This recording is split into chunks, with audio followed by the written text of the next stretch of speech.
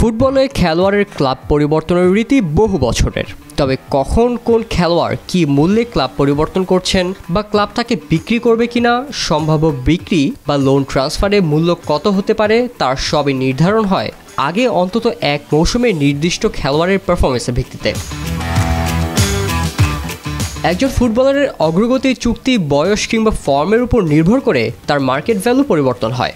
কখনো কখনো মাত্র কয়েক মাসের ব্যবধানে ফুটবলারদের বাজার মূল্য বাড়তে পারে অস্বাভাবিক হারে। তরুণ ফুটবলারদের ক্ষেত্রে এই ঘটনা বেশি হয়। সম্প্রতি এমনই কয়েকজন তরুণ ফুটবলারের নাম প্রকাশ করেছে ফুটবলের স্ট্যাটিস্টিক্যাল বিষয়ক পোর্টাল ট্রান্সফার মার্কেট, যাদের চলতি মৌসুম শুরুর পর থেকে বাজার মূল্য বেড়েছে প্রায় অর্ধশত মিলিয়ন ইউরো। এই তালিকায় সবার শীর্ষে আছে স্প্যানিশ জায়ান্ট বার্সেলোনার তরুণ উইঙ্গার লামিন ইয়ামাল।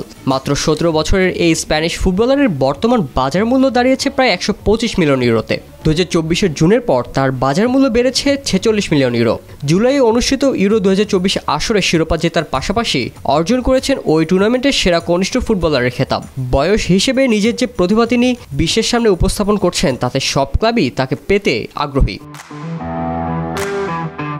লামিনের পরেই আছেন আরেক তরুণ জোয়াও নেভেস। 20 বছর বয়সে পিএসজির ডিফেন্সিভ মিডফিল্ডারের বাজার মূল্য বেড়েছে প্রায় 33 মিলিয়ন ইউরো। বর্তমানে তার মার্কেট ভ্যালু ঠেকেছে 85 মিলিয়ন ইউরোতে। জুনের পর তৃতীয় সর্বোচ্চ মার্কেট ভ্যালু বেড়েছে কোবি মাইনুর। 19 বছর বয়সে ম্যানচেস্টার ইউনাইটেডের হয়ে খেলা এই ফুটবলারের বাজার মূল্য বৃদ্ধি পেয়েছে 24.3 মিলিয়ন ইউরো। ইংলিশে মিডফিল্ডারের বর্তমান মার্কেট ভ্যালু 76 মিলিয়ন ইউরো। তালিকায় চতুর্থ স্থানে আছে রিয়াল মাদ্রিদের তরুণ মুখ আর্দা গুলারের নাম। লস ব্লাঙ্কোসদের ডেরায় আসার পর থেকেই টার্কিশে অ্যাটাকিং মিডফিল্ডারের বাজার মূল্য বেড়েই চলেছে। জুন থেকে এ পর্যন্ত তার বাজার মূল্য বেড়েছে প্রায় 23 মিলিয়ন ইউরো। বর্তমানে 19 বছর বয়সে মাদ্রিদ তারকার বাজার মূল্য প্রায় 51 মিলিয়ন ইউরো। তালিকার 5-এ রয়েছে আরেক পিএসজি তারকা ব্র্যাডলি বার্কোলার নাম। অসাধারণ প্রতিভা ও গতিসম্পন্ন এই তরুণের জুন থেকে দাম বেড়েছে 22 মিলিয়ন ইউরো। 22 বছর বয়সী এই ফুটবলারের বর্তমান মার্কেট ভ্যালু 61.3 মিলিয়ন ইউরো।